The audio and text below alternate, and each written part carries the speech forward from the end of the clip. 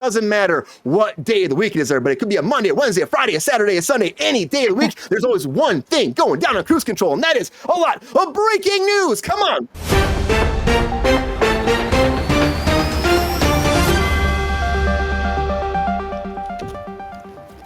All right, everybody, the very first thing I'll talk about is the SAG-AFTRA video game strike.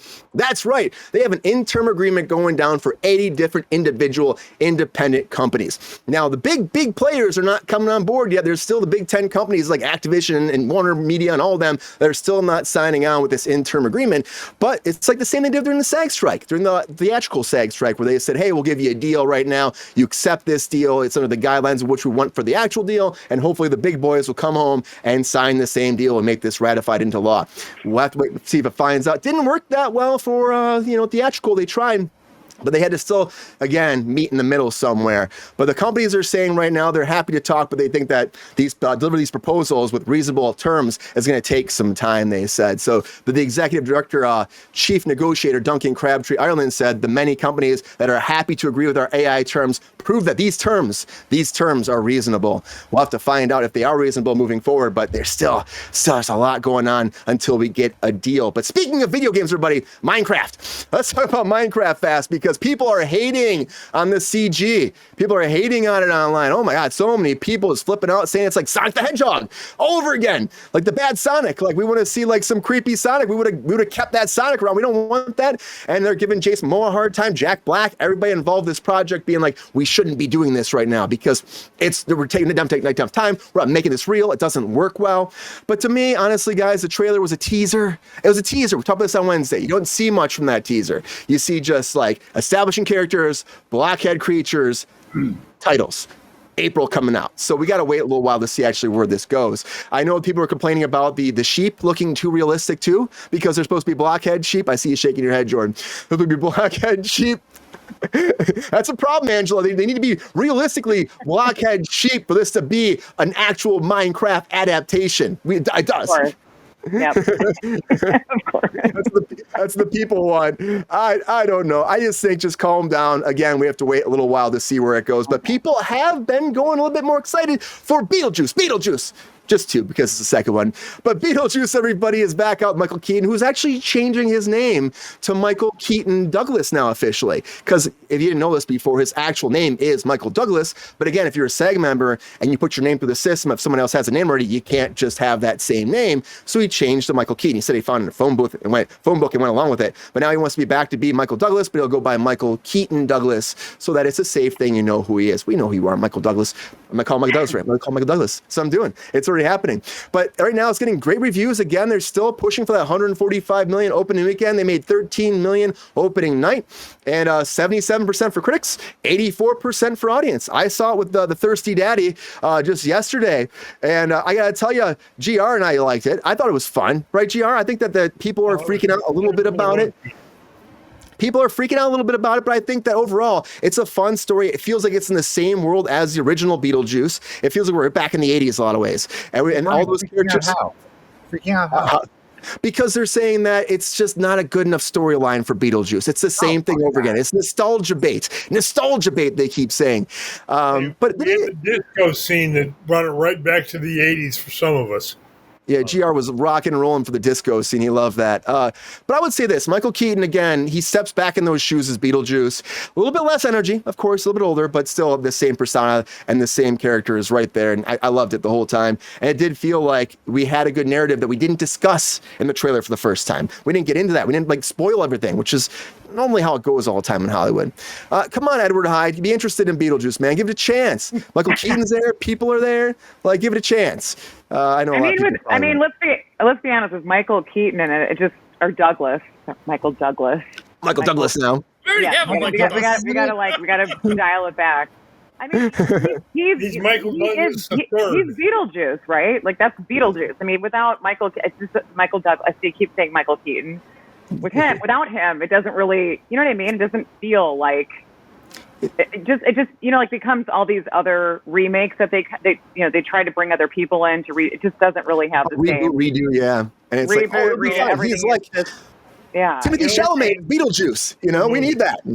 Yeah, you need the Beetlejuice. You need the real Beetlejuice, and then having Winona Ryder. Like, I mean, that's just, obviously icing on the cake, right? Yeah. But yeah, I mean, I think Catherine Jenna, O'Hara. I think Jenna was a great, Whoa, Edward Hyde.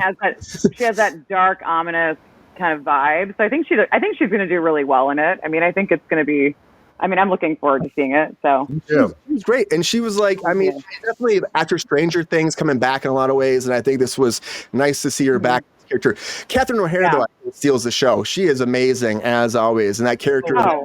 The artsy kind of like trying to figure everything out again. I think it just worked so well on this. It just really did. And I just think people, if you want to see something that's fun, that ties into that childhood like nostalgia a little bit, but still has an original story, check it out. Beetlejuice is fun. Great acting across the board. So that's doing really well. But something else that's doing great, of course, is Only Murders in the Building, and it's been renewed for a 5th season over at Hulu. Now the cast is coming back. I love this because, again, there's a lot of people talking like Steve Martin about retiring when this show is done. I'm like, don't retire, Steve Martin. You're so great. So they're going to do one more season now. As of now, 5th season. Retire for a week, Brian. You know that. That's what we always say on here. Now, someone says they're going to retire, then they don't retire. That's the story of an actor. I mean, they keep. This is what we call good PR. Let's get the hype going. Jim Carrey they gave him a fat suit, so he came back for Sonic. He came back. They're like, yeah, that was a thing for him. He really wanted to be in that fat suit. He wanted to be in this fat suit. He's like, if I'm being Robotnik, I have to be fat and the big mustache. If I don't have that, then I shouldn't be in this movie. I don't want to do it. And for the first movie, they wouldn't make him fat or have a mustache. And the second one, they gave him a very dramatic mustache. And the third one, he's like, I'm not coming back unless I'm fat. And yeah, but that's not as fat. They could have gone fatter. Oh, Jordan. No fat. I wanted a comic accurate Robotnik. You gotta wait, man. You gotta wait for the fourth one. But Only Murders in the Building, though, is coming back again. Like, this season's doing great again. Nominated for a bunch of Emmys already from last season. It's like I just love this show. So get ready for more, and please keep this cast together. But like a little bit more somber note, something that's it's good, but it's bad. In Hollywood, we talked about this a while ago, a couple months ago, it feels like now, about the death of a General Hospital actor, Johnny Wachter. And so he was leaving. He was bartending because this goes sometimes. You're bartending and you're acting. You're again, the blue-collared actor trying to figure it all out. And he was walking to his car downtown with another fellow coworker, and someone was trying to take the catalytic converter off of his car. And they attacked him, shot him, and killed him in the streets of LA. It's crazy. This stuff's been happening here and there in LA.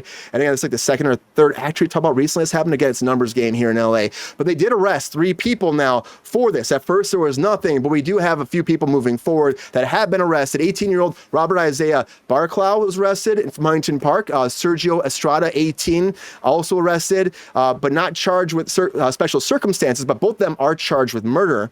Frank Olano, 22, was also charged, but said he was not guilty. He was charged for accessory to murder, and then also as last person. So they were all charged, and I hope that there's some justice here. They're all saying not guilty.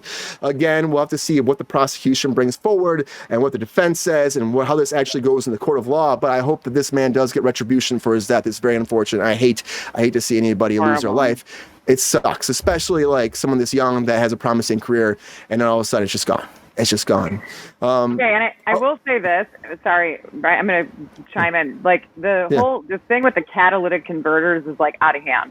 You guys have heard all this, right? Just about in general, like, there's, like, this, this very, like, rare metal that's inside of the catalytic converter that they basically break down, and it's like radium or something. I don't know if I said it right, but it's, like, they're going around. I had mine stolen out front of my house. Like, I heard all this, like, I heard it, like, I heard this, like, crazy loud, like crashing sound and, like, something just very abnormal at, like, 2 a.m. I got up. I literally was like, what in the F is that noise? Like, what is going on? It sounded like construction was happening outside my front window. And then I look outside and I kind of got this, like, really big, like, burst of energy, and I was like, all right, I'm gonna like see what's going on. I could see there was like some kind of a torch or something, and I knew something was clearly not going on. It was raining, it was wild out there, but I kind of had this like bold burst of energy, so I like went, opened the door. I was like, what are you doing? Like, I just freaking like flipped out, and I was kind of not thinking like maybe these people could have had a weapon. Like, I couldn't really see them really well. Probably not the best idea in the world, but I mean, I had balls. I went for it.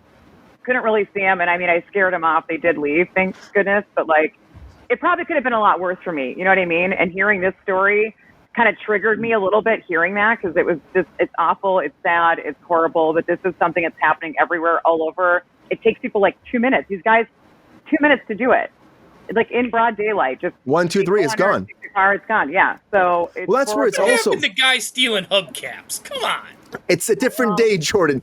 I mean, I guess Jordan, that was my generation.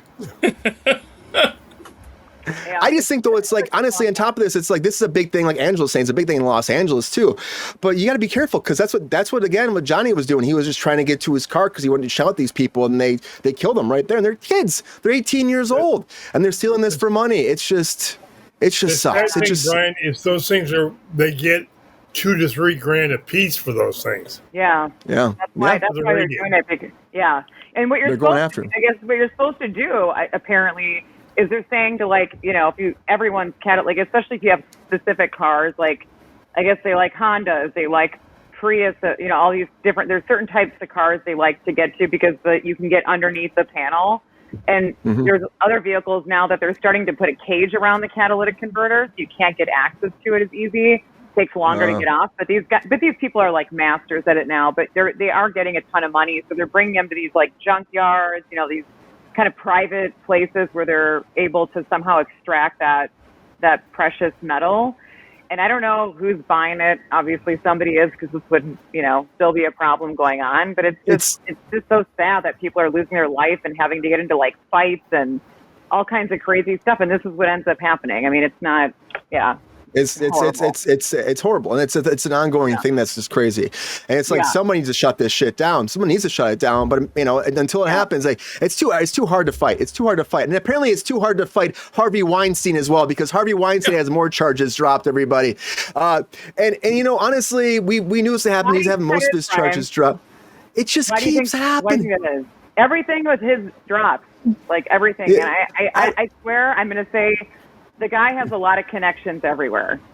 Everywhere. He's still going to die in jail. And this is in the UK, though. Indecent assault charges were dropped on Harvey Weinstein over in the UK. And they've been dropped by the Crown Prosecution Service, of course, the CPS. And they said, following review of the evidence in this case, the CPS has decided to discontinue criminal proceedings against Harvey Weinstein. This was Frank Ferguson over there, the head of the CPS Special Crime Counter Division. And he said the CPS has a duty to keep all cases under continuous review. And we've decided that this no longer has realistic prospect of conviction, and so they have dropped it. And of course, this dates back to the 1990s with Harvey Weinstein. I mean, you got to be, it's just a lot with him, but it's also been a lot with Vince McMahon. That's another person, everybody, Vince McMahon. Again, we've heard about his cases of sexual assault. Again, the tycoon of WWE for a long time, taking sports entertainment off the map. Well, now Netflix is dropping his docu-series is going to be dropping. The trailer came out, coming out September 25th. Mr. McMahon, it's called The Fall of Mr. McMahon. And it's like an 8-part series, or no, 6-part 1-hour series. And I watched the trailer. If you haven't watched it yet, check it out. It's interesting, but I feel like they're going to try to shine him in a good light, because they had like The Rock on there. They had Stone Cold, all these like old time wrestlers and stuff that have been there for a long time, almost talking good about him, but also at the same point trying to showcase how bad he was. And honestly, it just sucks that. Oh, GR, I know. I mean, but it's a story that's being told right now because of the ramifications that he had. No, it's Jordan, Netflix. I know. It's Netflix. The beginning Did you of watch the that show trailer? is going to try to paint him in a good light. I did, but they're going to interview all these wrestlers. They're going to paint him in a good light, and halfway through the series, it's going to be like, bam, he's a fucking dick. And the thing is, though, too, it's by the same people that did the Tiger King series, too. So I think that they actually showed a lot of, like, what it was actually happening and how kind of crazy he was, on top of just, like, just being a character. I heard recently, I've read some articles that the McMahon camp, everybody is not happy with this docuseries, so it can't be. Of course they're not. It can't be in a good light. And they just signed with Netflix and bring all their content over there. They're not happy. I mean, that seems like it's almost in a way for them to bury him a little bit and be like, we're done with the past. Here's the future. You know, and that's like, he was literally allegations for, again, I will say it again, defecating on women. And if that's happening behind closed doors and you're like, okay, I'm just saying, and then you're telling them, do my job or I'll do this. Like, I'm like, come on, man. Sleeping with half the women talent to get them on TV. Yeah, sleeping with all of them. I feel like McMahon is a true freaking creature, though, Jordan. And Creature Commandos, everybody, is coming in December. Finally, we have the official announcement. This is going down December 5th. The 7-part series, adult animated series by James Gunn, the very first one for the new DCU, through January 16th. This will be coming out. So if you've been excited about this, we had the trailer before. Finally, we have news. December. We have the Creature Commandos. And also on top of that, Peacemaker is coming back. There's a little rumor that Lex Luthor, Nicholas Hoult is going to be popping in on here. I know a lot of people love Nicholas Hoult and they're worried about, interested to see. Yeah, what's up, John? They're good to see you, man. Let's fucking go. I'm interested to see like what happens if they do bring him over, because Lex Luthor's already doing Superman. Is James Gunn going to bring him in on top of it? We have Frank Grillo over here coming as Rick Flag Senior already too on top of this in the new Peacemaker series. Will they bring him in? I don't know what Lex Luthor we're doing here. I have no idea, but let me know what you think. Maybe it'll be good, but it seems like it's a little bit of like bait, bringing him in, Jordan. It's like bait. Like, come on, the tag, man. He's gonna be at the last episode as a tagline to Superman movie. Maybe it'd be a tag. Maybe we'll have to wait and see.